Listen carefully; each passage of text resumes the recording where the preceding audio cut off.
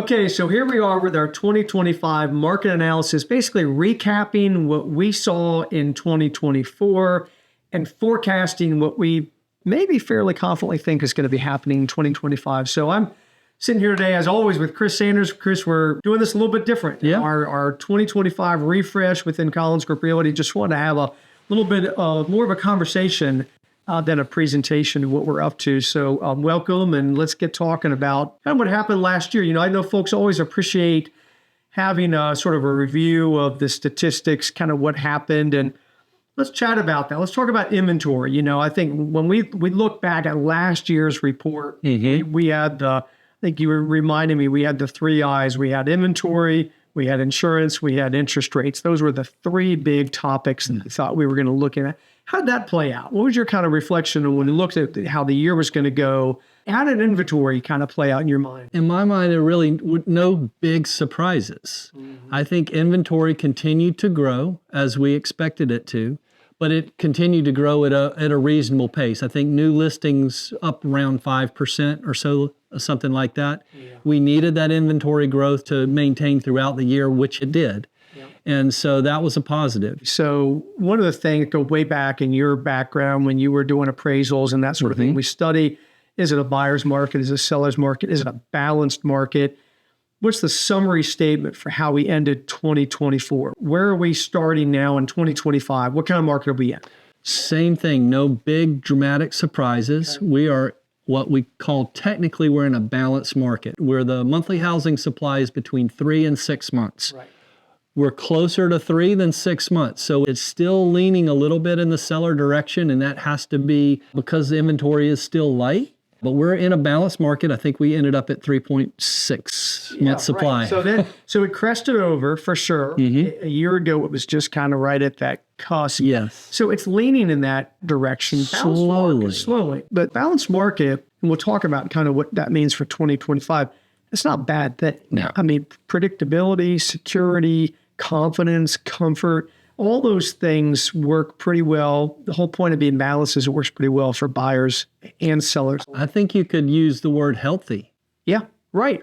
And palatable, and maybe some other words that we could use. So that's kind of where we ended up with inventory. What I noted was a pace of sales, the number of pending sales, buyers and sellers came together. Yes. And closed sales were like neck and neck with where we were the year before. In fact, when I was looking at those stats, it was only just maybe single digit difference of the number of pending sales that happened in 23 versus 24.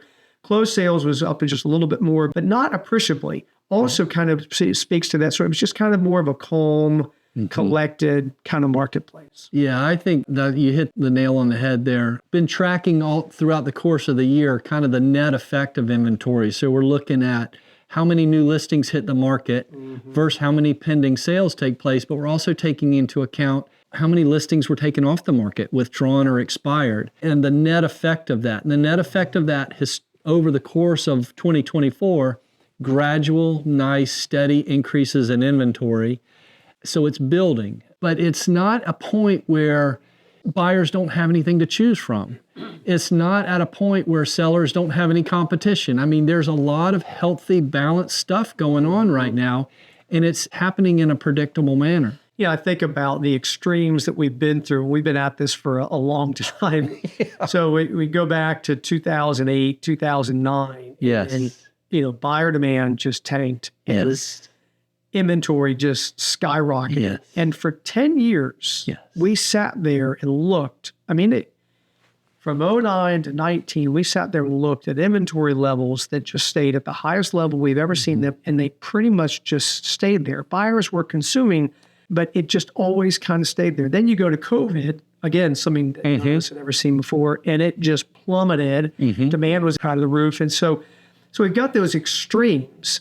And it seemed like, and you made this point the other day, which I really appreciated, and you said, it seems like for 10 years, you start thinking that's the new normal, and maybe that's what it should always be. And then all of a sudden, COVID comes along and totally reverses that. So when are we going to get back to normal? And it's feeling like this is the new normal. It feels like this thing we've been talking about, owner retention. People love the inventory that they have here. They enjoy their homes and their villas and that sort of thing. So we're not seeing as much turnover as we'd seen sort of historically. Maybe this inventory level, this 3.6 month supply of inventory, but is kind of the new normal for a while. It will be for a while. Markets will always change. Okay, it'll never stay balanced forever. It will never stay a buyer's market forever. It'll never stay a seller's market forever.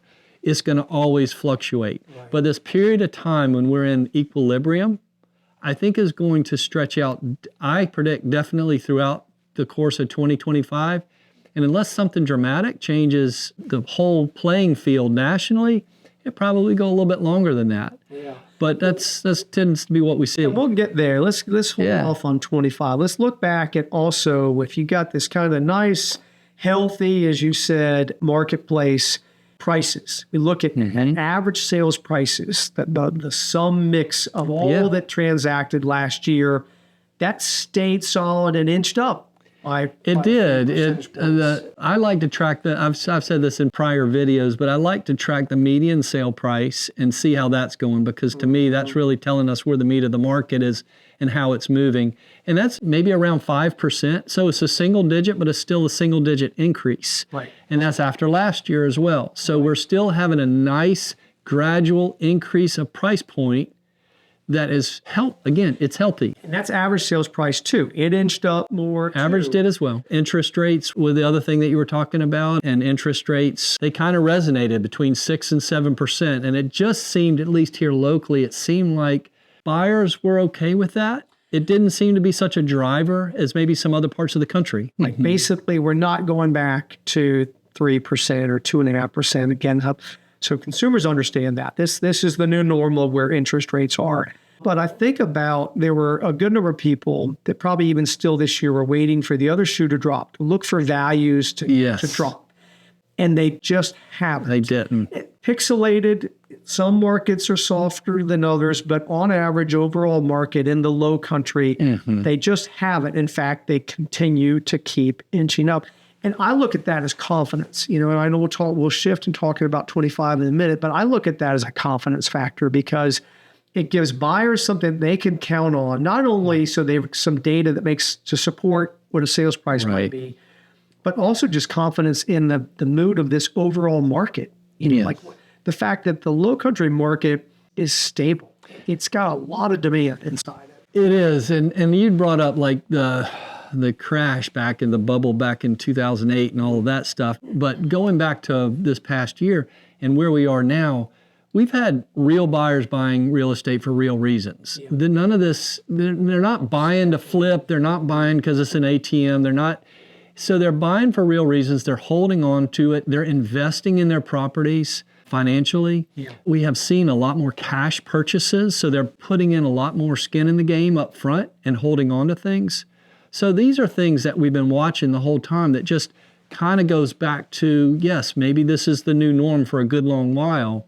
And we don't expect any dramatic changes up or down for the near future. Yeah, and I think that new normal, nice new normal. You know, one of the other stats that we looked at last year was the average days on market barely moved. I think it moved a day or two. Maybe. 150 days average on market. Yeah, 5 months. You compare that to, again, looking back in the somewhat recent history of COVID, and if you couldn't make a decision in minutes and hours as a buyer, right, it just didn't feel right. It felt so forced, so chaotic, so stressed. You used those words the other day when we were talking, and that's not how it feels now. And so I wanted to kind of shift into talking about 2025. Okay.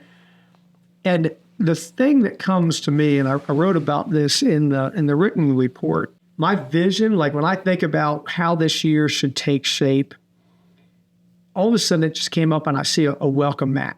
And I know that seems silly, and I realize it's house related, all that kind of stuff, but I truly mean it. It feels like it's setting up to be a very welcoming environment for both buyers and sellers, and frankly for agents and lenders and appraisers and all the people that are involved in it, where this new normal might just be based on confidence, good, solid data. There's enough inventory to kind of meet the demand in most cases and that sort of thing. So I thought, well, let me talk about that image and sort of think about What comes to mind for you? I love that you just said that. And as you were talking about that, what I was thinking about is there are no fire drills right now. You know, headlines and media and videos and what gets thrown out on the internet. It's all about the shock and awe. It's all about, oh gosh, you know, interest rates are going to do this, or home prices are collapsing, or there's another this, or there's another that. And the media doesn't get real excited about talking about normal, welcoming. Things are right now. Let's enjoy this right now, because it's not always like this, right. You know, and this is a healthy market. People want to come to the Lowcountry. They're coming here from the West. They're coming here from the North. It just seems like this is a nice spot to land. That migration trend, we talked about that for the last couple of years, and we count the number of states to where we're ushering buyers into the Lowcountry from, and it's hanging around that 29, 30, 31 states consistently. We know we know that this location's on the radar. We know the demand is there. We're also saying, hey, folks that already own property here are not super eager to let it go. So those things are kind of in check. And we talked about interest rates and that new normal. So I think, you know, we talked to our local lenders that their phone is ringing. People recognize this is kind of what it's going to be. In the springtime, is it going to dip a little bit? Maybe. Is it going to do something else? We don't know. But I think that also probably is going to be fairly predictable. The thing that I want to talk about too, that we're seeing is cost of ownership. You know, that one of these things that it's just sort of, in some ways, some things are finally coming to roost. You know, we've got some dated components here. You've got some communities that have got some infrastructure like Sea Pines where we own. You know, they've had to dig into the well a little bit to replace drainage pipes under the streets and that sort of thing. That's going to happen. So we're seeing some POA fees kind of go up a little bit. We know taxes went up. But why did taxes go up, right? Because the values went up. That's right. And so we recognize that that's kind of the bad with the good of people having more equity and more value there. The thing that I think everybody's thinking about, and I know we all saw it last year, is insurance. So hard to put a predictor on that. But, you know, you look at what happened in Florida last year and North Carolina, just devastation. Now even just newly in LA and California. It's kind of hard to predict what that's going to look like. But I think if we're talking about steering factors, I think cost of ownership is something where people are going to be studying that. They're going to be looking for other avenues to go down that, because my guess is, and I don't know how you feel about it, my guess is insurance cost, even though we were talking about maybe us cycling out of a hard market into a softer market, with probably what happened over the last 6 months, my guess is that's going to stall a return to more moderate rates. Just my guess. It will. I mean, it's again, the new normal. I mean, you're not protected from natural disasters, really, from an insurance standpoint by location, because insurance is national and even global. Right. So when things happen in other parts of the country and other parts of the world, everybody's a little bit on edge.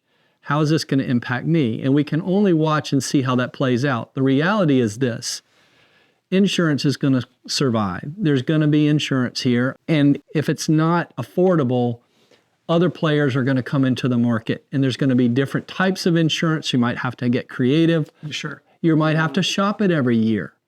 There's going to be carriers that come in and out of market. So that's really important, just to really keep your finger on the pulse with that throughout the course of the year. And then one other thing that, you mentioned some of the higher cost and maybe some of the communities because they're doing infrastructure, doing this or that.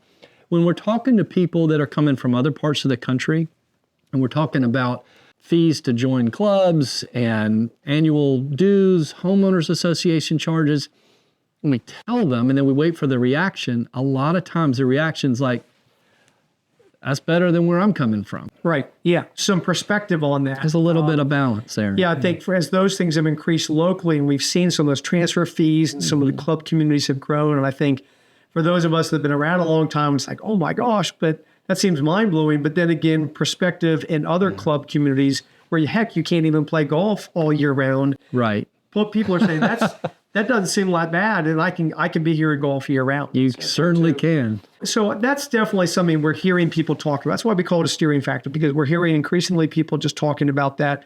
And so one of the other things that I think related to that is affordability. You know, we've seen values go up. Now you're talking about your average sales price in the overall market at $750,000 and that sort of thing. there's an affordability component. And we saw that transition kind of where people were like, gosh, it's getting pretty expensive on Hilton Head. Let's go on to the mainland and Bluffton. And then that's become so popular. We've seen those prices come up. So one of the other steering factors we're watching, I think, is that continued migration, so that economic migration to where's the next place that's affordable for us to live and still as attractive and desirable. And just my outlook is I really feel like that's further west, certainly into Hardyville, Jasper County, that sort of thing, but maybe a little bit north into the northern portion of Beaufort County as well, where we do business. But I think we're seeing more and more people catching attention to that market. And let me add to this too. Seems like maybe even from our friends in the Charleston area where they're seeing that being a little too busy and has gotten pricey. Coming back this way. It might be coming back down this way. I think it speaks to the desire of our general area, not just a specific island or a city, but just the general area. As a community neighborhood district, as it gets more popular, people want to come, it's going to swell. The thing about Hilton Head is we're surrounded by water, so it can only go so far. Right. But people have migrated to Bluffton. Now Bluffton is one of the coolest little towns anywhere. It's not so little anymore. I know, but still, you still feel that charm in Bluffton of a smaller town. And it behaves as a smaller town on the river. Yeah. So that's really good. And then, but gosh, we've both been down here 35 years or whatnot. So we know all the little nooks and crannies around here. There's so many cool places that now we're starting to say, okay, open their arms and welcome people in because folks are exploring different areas in this general Lowcountry. And you go back on that 30, 35 years. It's amazing to think back on that. But, when people come here, they tend to stay here. And we've got a lot of people that started here quite a while ago. So we still have a piece of that silver tsunami, that baby boomer generation that's looking to downsize and maybe go into a different kind of environment, maybe closer to home, closer to family in a different location. So it seems like we're constantly seeing that happen. I'm still doing the seller workshops and the downsizing workshops, and a great audience of people there, and the same kind of questions and concerns and needs and desires about visual strategy and condition strategy. All those kinds of things are still sort of ripe there. And I think that's going to continue to be a trend through 25 as well, as we continue to see people sort of aging out of the larger home, trying to figure out maybe how to right size their residence. Anything else strike you for the new year? Anything else you're looking forward to or expecting, or that you're hearing buyers or sellers or agents talk about that stands out for you? Well, I mean, the sale price to list price ratio is still really, really attractive. I mean, or I don't know if attractive is the right word, but it's impressive. It's strong. Yeah, it's strong. It's still right there around 98%, and it hasn't moved a whole lot. There is negotiations taking place between buyers and sellers, and that is to be expected in a healthy, balanced market. Yeah. But it doesn't have to be a ton of wiggle room. Yeah. Buyers know that if they're not getting the house that they want or the villa that they want at the price they want, they're okay hanging out on the sidelines for a little while and waiting. Sure.